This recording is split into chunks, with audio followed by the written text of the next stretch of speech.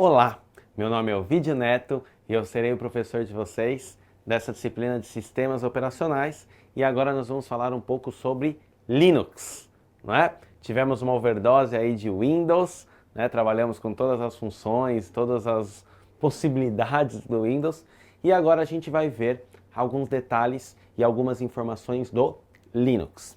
Primeira coisa que tem que ficar claro para vocês, se você ainda não sabe, o Linux ele é um software livre, ele é um freeware, ele é free, ele é de graça.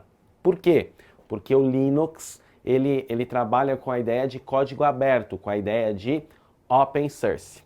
Tudo começou, né, lá atrás com um rapazinho chamado Linus Torvalds. Linus Torvalds.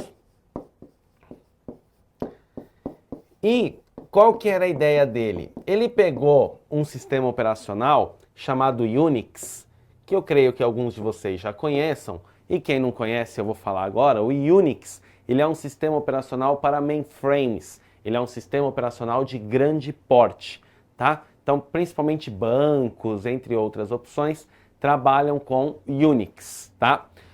Qual que foi a ideia do Linus Torvalds? A ideia do Linus era criar um sistema operacional para PC, para personal computer, famoso computador pessoal, tá?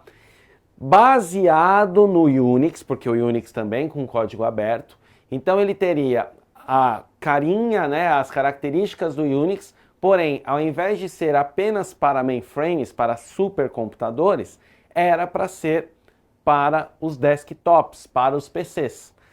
Para entrar nessa briga aí que começou lá atrás com Bill Gates e Steve Jobs, que era a popularização dos computadores, né? O Bill Gates, o Steve Jobs lá atrás, quando criou o Macintosh, teve toda aquela briga deles lá, inclusive um filme bom para assistir, né, do Vale do Silício, né, Piratas do Vale do Silício, onde mostra bem essa briga, onde costumam dizer que, né, a grosso modo, até para não contar toda a história, mesmo porque não vem ao caso toda a história agora, a grosso modo dizem que o Steve Jobs sempre foi o inteligente e o Bill Gates o esperto, né? E ambos se deram bem, porque o Bill Gates ele criou o sistema operacional baseado em toda a ideia do Macintosh, a ideia do Steve Jobs, da Apple até então, e com a parceria da IBM, né? Porque o Steve Jobs ele sempre foi mais completo, ele trabalhava com hardware e software ao mesmo tempo.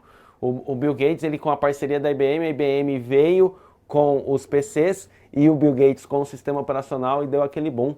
E depois o Steve Jobs teve que correr atrás dele, a Apple quase que faliu e ele retomou ela até os dias de hoje, sendo o sucesso que ela voltou a ser.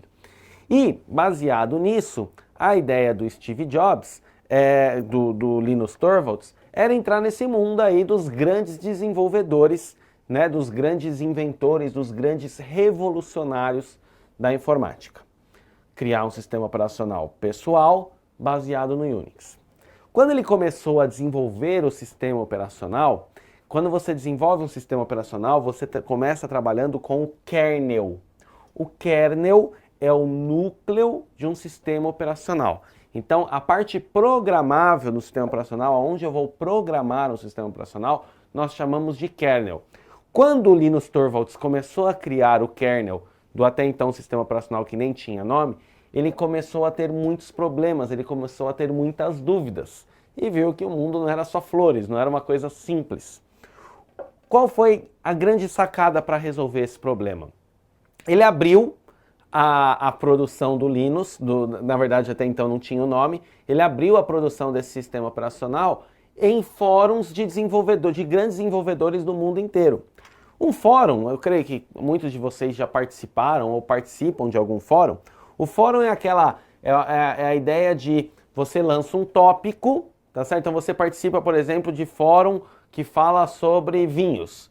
Então você lança um tópico e as pessoas discutem sobre esse tópico. Você participa de um fórum que fale sobre informática. Você cria um tópico, às vezes qualquer usuário desse fórum pode ter autonomia para criar um tópico, ou às vezes só um administrador do fórum que tem essa autonomia e as outras pessoas discutem, mas enfim, uma vez o fórum criado, as pessoas discutem. O Linus Torvalds abriu isso num fórum E desenvolvedores do mundo começaram a ajudar. Olha aqui, coloca tal coisa. Não, olha aqui, você faz tal coisa. Aqui você faz tal coisa. Moral da história.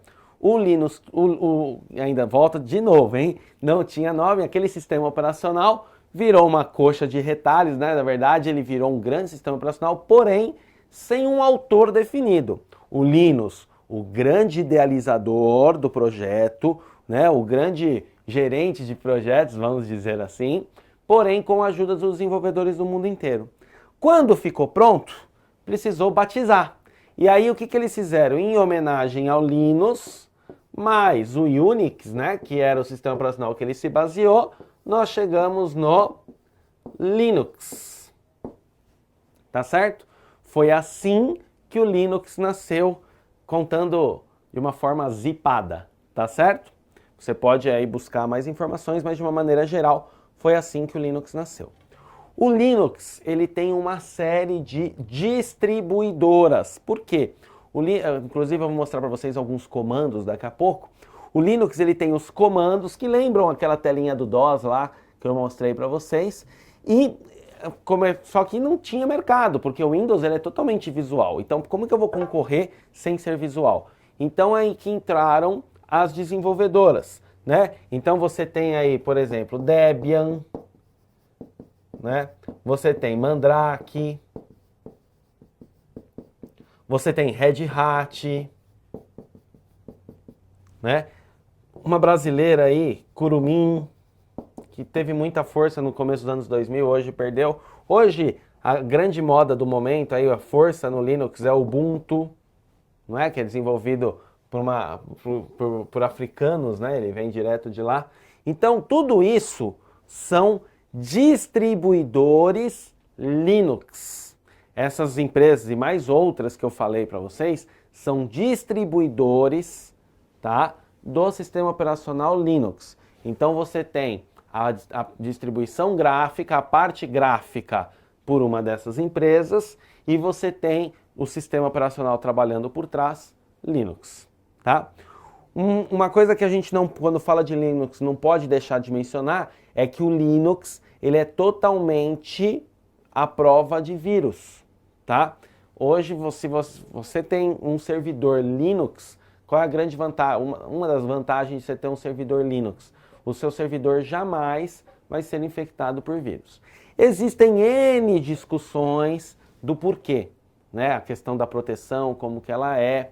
Querendo ou não, por ter menos usuários, ela é menos foco, não é? Não tem aquela história que, é meio polêmico isso que eu vou falar, mas não tem aquela história, o prego que se destaca é o mais martelado? O Windows, ele tem mais mercado, então, consequentemente, também tem esse foco da criação dos vírus, mas o Linux, ele tem essa proteção, e isso não tem como a gente negar, tá? Muito bem, em cima disso, só para vocês terem uma ideia, porque a gente vem trabalhando as aulas todas assim, nesse computador eu só tenho o Windows instalado, nesse computador eu só tenho o Windows instalado. Existe uma opção, existe uma forma de você criar o que nós chamamos de Lilo. O que é um Lilo? Você particiona o HD, então você pega seu HD, então imaginem que o seu hard disk é algo assim, tá? E aí você particiona ele. Pode jogar, sei lá, 70% e 30%, sei lá, ou 50-50, tanto faz. E aí você pode ter o Windows aqui, certo? E você pode ter o Linux aqui. E aí quando você ligar a máquina, você vai ter um Lilo, onde você vai escolher. Você vai ter uma setinha e você vai escolher se você quer o Linux ou o Windows. Deixa eu ver se tem uma fotinha aqui de um Lilo, deixa eu ver. Vai mostrar o Lilo Stick, vamos ver aqui. Lilo Bootloader. Aqui, ó. Deixa eu ver em imagem, se eu consigo mostrar uma imagem para vocês terem uma ideia melhor aqui, tá? Aqui acho que dá pra gente ver bem. Deixa eu ver se tem mais alguma outra aqui.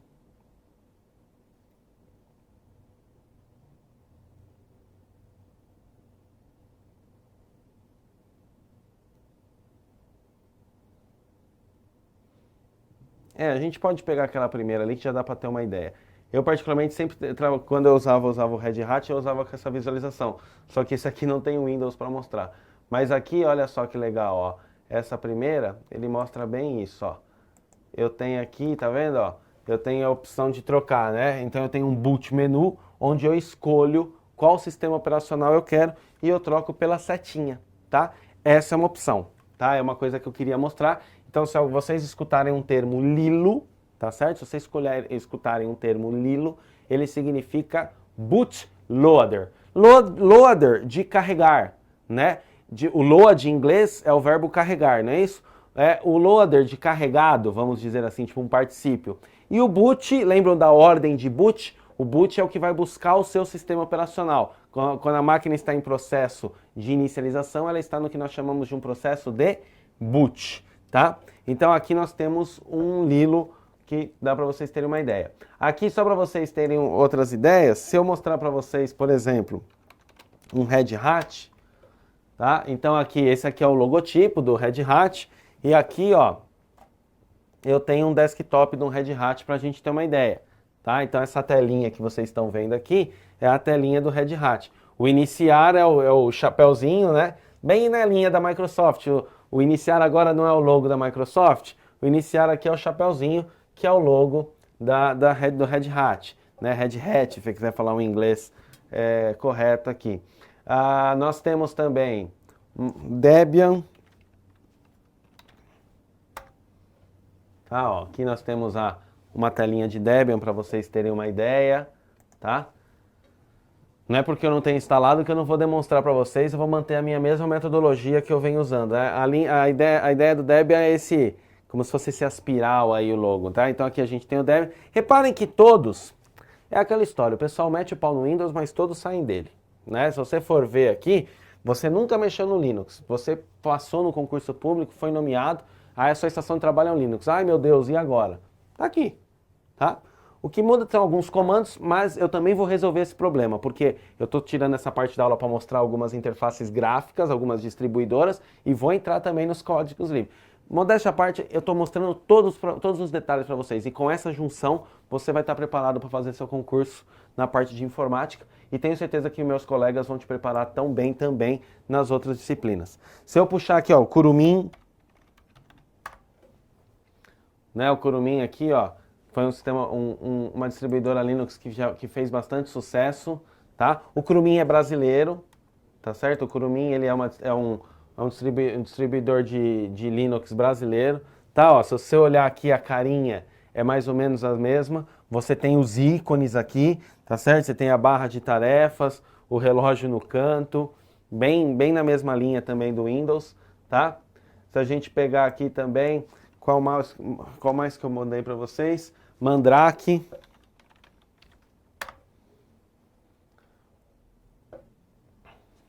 Pera aí, deixa eu pôr Mandrake Linux, né? Tá, então você tem aí, né, a Mandrake, Conectiva, Mandriva, tá? Então você tem aí, ó, a carinha dele aqui, dá pra vocês terem uma ideia legal também, ó. Tá? Não foge muito, mesmo conceito, clicou, desdobra o menu, tem a setinha, desdobra o menu para o lado, mesmo conceito, tá? Para fecharmos aqui, dos que eu comentei, não é que só tem esses, tá? Nós temos aqui o Ubuntu, né? Então a gente tem aí o Ubuntu que hoje, se alguém pensar em Linux, certamente, se você instalou Linux aí nos últimos 2 anos, a chance de você estar trabalhando com Ubuntu é muito grande. Hoje ele tem, em questão de distribuidora, ele tem um mercado muito forte, tá? Reparem que ele já tem, essa versão que eu estou mostrando aqui, ele já tem um visualzinho meio Windows 8, vamos dizer, que o pessoal não me escute falando isso. Mas reparem que eles também mudaram o conceito deles, está pensando mais em touch, né, em touchscreen, né? Se bem que o mercado de sistema operacional, como eu já havia dito, o Windows, quando a gente pensa em desktop, notebook e tal, ele é líder de mercado e você tem o Linux ali batendo forte. Quando a gente pensa em telefonia, a gente tem o Android muito forte, né? Nós temos o iOS, a Apple aí, né? A gente tem o iOS e a gente tem o Android também, tá? A gente tem o Windows Phone tentando entrar no mercado, mas ele ainda não tem, perto da força que ele tem no desktop, é muito pequeno. Visto aqui essas distribuidoras, então fiz um histórico com vocês, né? Fiz um histórico aí com vocês de todas essas distribuidoras, as mais fortes, as mais conhecidas. Mostrei para vocês como que ele surgiu, por que ele surgiu, por que ele é de graça, como é o nome da pessoa, tá? De repente, se perguntar a nacionalidade dele, finlandês, ele tinha 17 anos na época da criação. Mostrei essas distribuidoras para vocês, essas interfaces gráficas, dá para vocês terem uma ideia legal, tá? Então, com isso, a gente pode mostrar alguns comandos. Eu separei alguns comandos, eu separei essa aula de Linux em duas partes. Eu vou mostrar alguns comandos agora na primeira aula e vou mostrar alguns comandos na segunda aula para vocês ficarem craque quando o assunto for Linux, tá? As perguntas de um concurso, ela pode direcionar bastante para os códigos em si, para os comandos, mas também pode perguntar em questão de empresas distribuidoras. Por isso que eu fiz questão de demonstrar algumas dessas para vocês. Tudo bem? Legal. Vamos voltar aqui para a minha apresentação. A gente finalizou essa parte de introdução. Vamos para os comandos básicos. Muito bem. Eu trouxe aqui uma série de comandos e vamos tentar deixar ele de uma forma menos cansativa possível.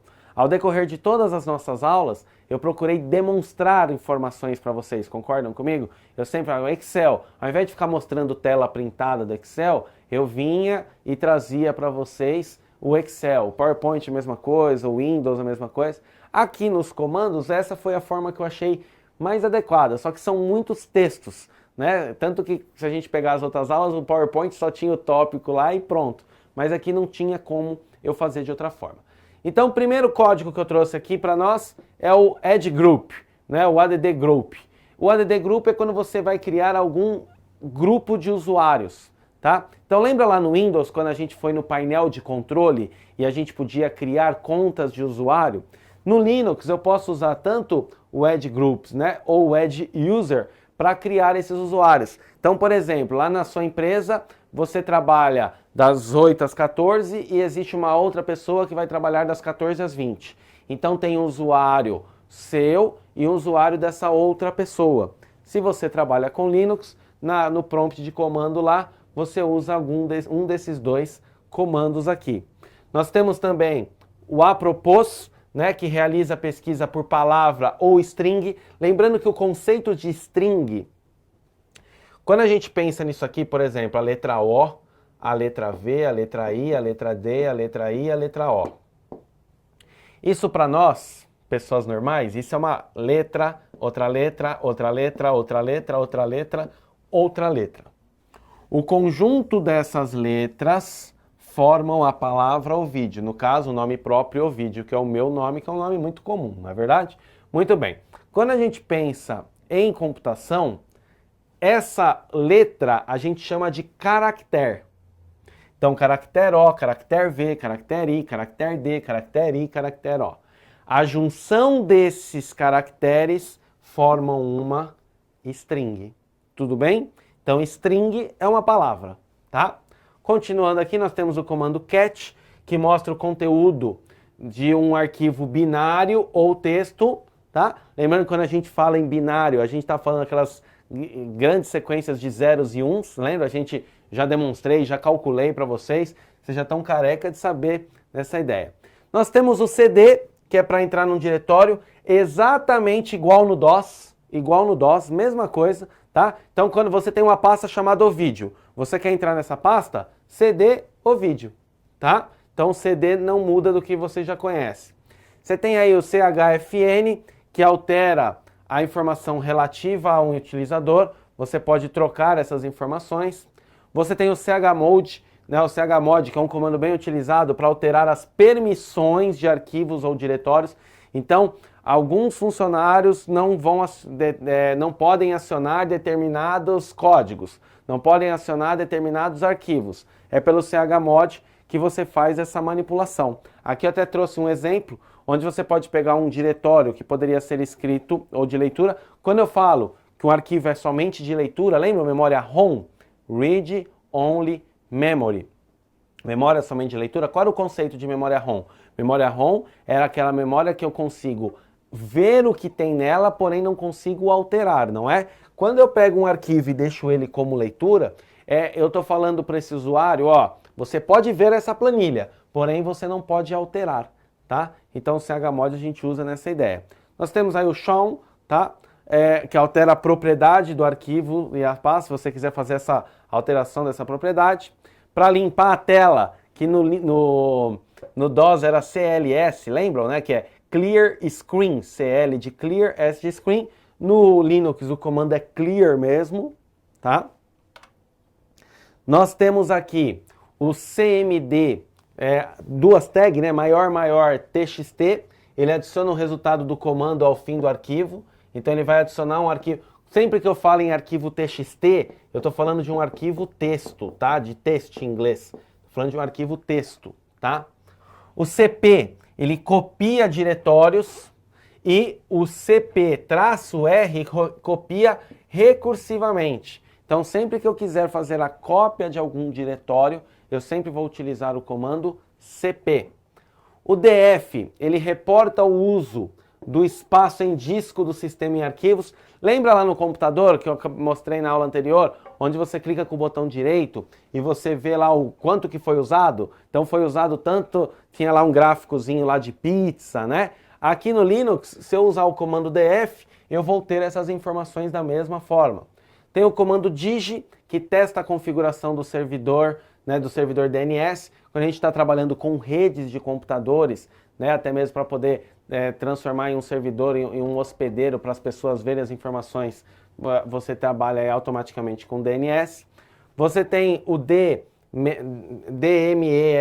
né, o DMESG, onde você exibe as mensagens da inicialização, os famosos logs do sistema. Os logs dos sistemas, eles criam uma trilha, eles criam todo o passo a passo do que você vai trabalhar. Então, por exemplo, você sem querer deletou um registro que não podia ser deletado, tá? E aí, não fui eu. Quando você tem um usuário e senha logado, automaticamente você vai ter os logs. Então, nos logs eu consigo buscar o que foi feito, inclusive a exclusão daquele arquivo, por exemplo. Nós temos aqui o DU, né? Pode chamar de DU, que exibe o estado de ocupação dos discos, das partições. Lembrando, o que é uma partição? Você tem um HD, tá certo? E você cria partições. Então você cria 3 partições. Então imagina uma sala. Você tem uma sala e essa sala você quer colocar, é uma sala grande e você quer que essa uma sala vire 3 salas. Você quer colocar 3 pessoas, só que como se fossem 3 salas diferentes. Aí você compra aquelas baias, sabe aquelas baias que tem repartição, com vidro, tudo, que sai mais barato que se você fizer direto no muro?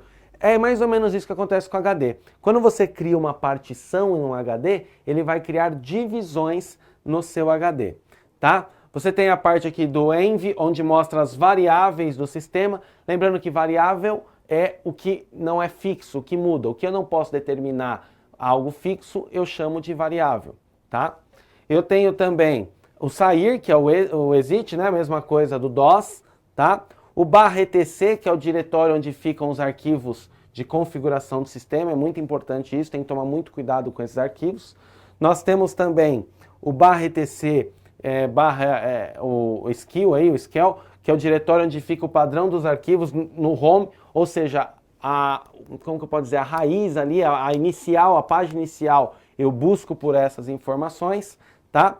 O fdisk é o mesmo comando lá do DOS. O DOS, quando surgiu o DOS lá, nós tínhamos aí essa parte de lista de partições, né? Essa lista de partições, que era pelo fdisk que eu criava. Então eu tinha lá um disco de boot onde eu colocava ele e automaticamente eu fazia as opções, né? Aqui eu tenho o ls, que ele serve para listar os conteúdos de um diretório. O ls é de list, que lá no DOS antigamente era o dir, tá? Aqui no Linux é o ls. Aí você pode pegar os arquivos de forma detalhada, então você usa o traço ALH. Você pode mostrar no formato longo, né? Ou se você quiser inverter a ordem, mostrar do decrescente, você usa o R. Se você quiser mostrar por ordem de data, você usa o traço T, tá? Você tem o man, que vai mostrar as informações de todo um comando. O mkdir, lembra no DOS? No DOS era MD, que era make dir. No Linux é mk de make e dir de diretório, é a mesma coisa. O mkdir ele vai criar uma nova pasta. Você tem o mount, que ele vai montar partições em algum lugar do sistema. Isso é legal para um backup. Você de repente criar um backup lá para poder de músicas. Você cria lá uma parte de música e pode usar, né? Mesmo que você só formata onde está o sistema operacional. Você tem o MTR, que mostra a rota até um determinado IP. Lembrando que IP é Internet Protocol, protocolo de internet, tá? Você tem o MV ele move ou renomeia arquivos e diretórios. Então o MV, que nem no DOS, o copy copiava diretórios e o rename renomeava. No caso, né, o REN aí podia fazer essa renomeação. No caso do Linux, o MV trabalha com os dois, tá? O Nano, que é um editor de textos básico, seria similar a um Notepad, a um bloco de notas. O NFS, que é o sistema de arquivos nativo, que é o mesmo conceito de padrões NFS do Windows, tá? E o Netstat, que exibe as portas e os protocolos abertos no sistema, tá ok? Podemos dizer que a gente chegou na primeira etapa dos comandos básicos, tá? Fiz essa parte histórica do Linux e a primeira etapa dos comandos básicos. Para fechar essa aula, vamos fazer um exercício? Então, podem apertar o pause aí na tela de vocês. Então uma questão aí para a vaga de análise de sistemas do ano de 2010. Então ele fala, o sistema operacional Linux, baseado no princípio de software livre, até então ele só está fazendo uma contextualização da questão, realiza várias funções semelhantes a dos sistemas operacionais da família Windows, da Microsoft. Muitos comandos de manipulação de arquivos, por exemplo, realizam ações idênticas no Linux ou no Windows, havendo apenas alteração de nome dos comandos. Qual dos comandos do sistema operacional Linux, apresentado a seguir, executa a mesma ação do comando REN, né? Aqui, só relembrando, o REN no DOS, ele renomeia. Então eu estou renomeando o arquivo teste para o nome teste2, tá? Eu estou renomeando. Executar no pronto de comando do Windows. Eu acabei de falar para vocês que, porque no DOS, você tem o copy para copiar e o RN e o REN para renomear. No Linux, ambas as funções são feitas com o comando MV, tá? Então, a resposta aqui dessa questão é a alternativa A, tá? MV. Então, o MV, ele faz exatamente o que o REN faz, tá? E o MV, além de fazer a mesma coisa que o REN, ele também faz o que o copy faz. Então, o MV, ele é um agente duplo, ele tanto copia quanto renomeia. Se eu voltar um slide, ó o MV aqui, ó.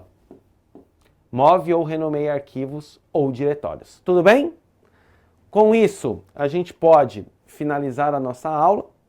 Espero que vocês tenham entendido essa primeira parte do Linux e até a próxima.